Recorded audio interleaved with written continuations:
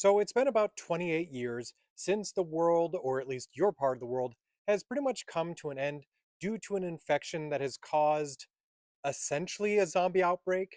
Now, you yourself are a preteen, and you've realized due to recent events that back home is no longer where you want to be, as you've been lied to, and it just seems like it's not the right place for you anymore.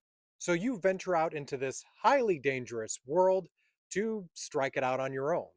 Now, it appears that you could have potentially been safe by staying with an individual who is a doctor and may even be stumbling onto a possibility of curing this outbreak. But you instead decided to continue on further out into the world. You then ran into a group of hooligans all named Jimmy, no matter what sex they are, and they all wear blonde wigs and tracksuits. Yeah, they're a little odd. Now, it even gets weirder from there, as their leader and everyone involved appear to be part of a cult of sorts that goes around enacting violence on everyone because they believe that's the world that we're in today.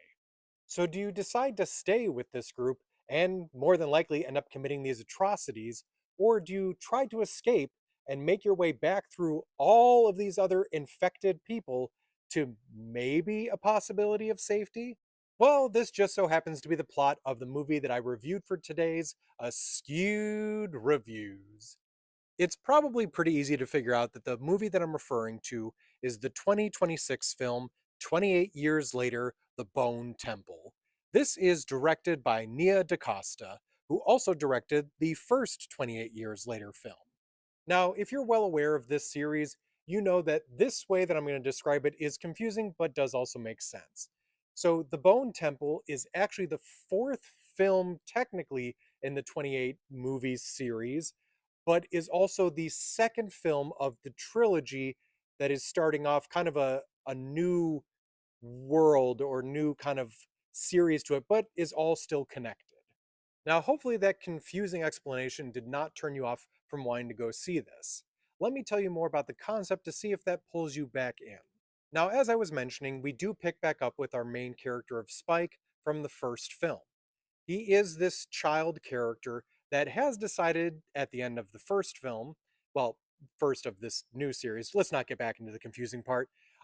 He has decided to strike it out on his own, and right at the end of that film, he ran into this group or gang called the Jimmies, which their look and everything is actually based off of a celebrity. And what's fascinating about that is due to the world kind of ending in this weird post apocalyptic scenario, people in this area would not have actually found out that that individual was also a terrible person.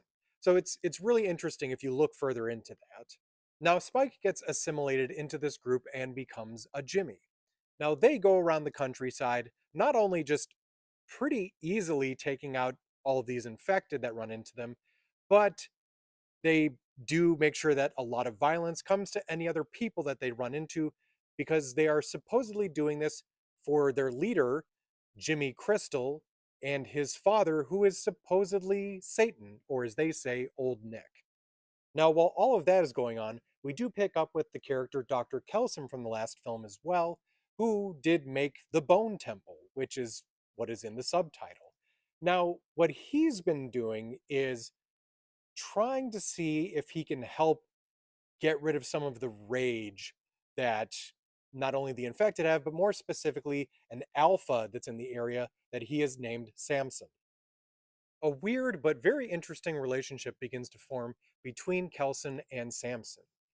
And it even starts to seem like there may be a possibility that Samson could regain some of his humanity.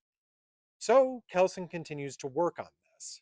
The film really does seem to center around five characters: Spike, Dr. Kelson, Samson, Jimmy Crystal, and another one of the Jimmies that isn't all too happy about their lot in life.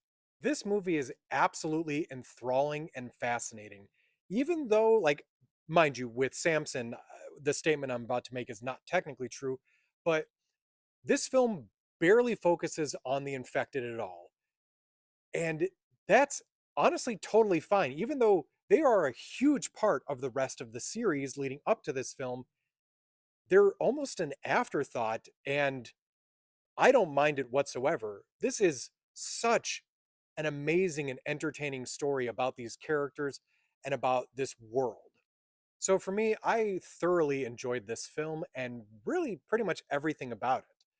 The small things I would say, and it's not even a thing I have an issue with, but I guess my only potential problem with this movie is that we don't focus or even check in on the community that was technically a big part of the movie that came before this one.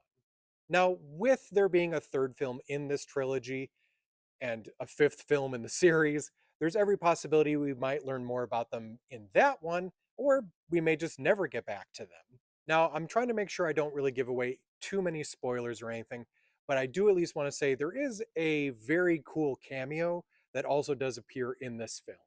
So for me on my scale, I'm going to give 28 Years Later, The Bone Temple, a 4 out of 5. And this one might be outbeating, or at least might be on par currently with Primate as my favorite horror movie of this year so far. So it's going to be those two that are kind of running the race at the moment, and I'll see if anything else manages to beat them throughout the year.